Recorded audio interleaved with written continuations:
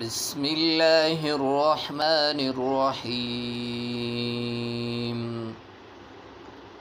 وقالت اليهود ليست النصارى على شيء وقالت النصارى ليست اليهود على شيء وهم يتلون الكتاب كذلك قال الذين لا يعلمون مثل قولهم فالله يحكم بينهم يوم القيامة فيما كانوا فيه يختلفون ومن أظلم ممن منع مساجد الله أن يذكر فيها اسمه وسعى في خرابها أولئك ما كان لهم أن يدخلوها إلا خائفين لهم في الدنيا خزي ولهم في الآخرة عذاب عظيم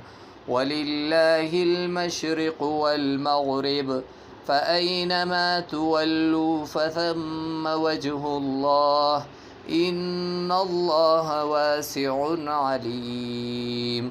وقالوا اتخذ الله ولدا سبحانه بل له ما في السماوات والأرض كل له قانتون بديع السماوات والأرض وإذا قضى أمرا فإنما يقول له كن فيكون.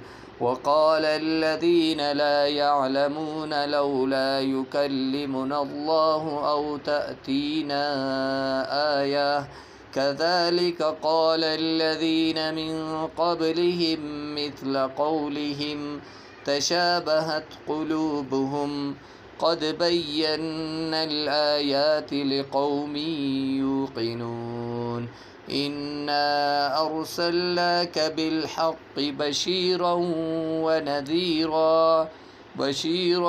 ونذيرا ولا تسأل عن أصحاب الجحيم. صدق الله العظيم. والسلام عليكم ورحمة الله وبركاته.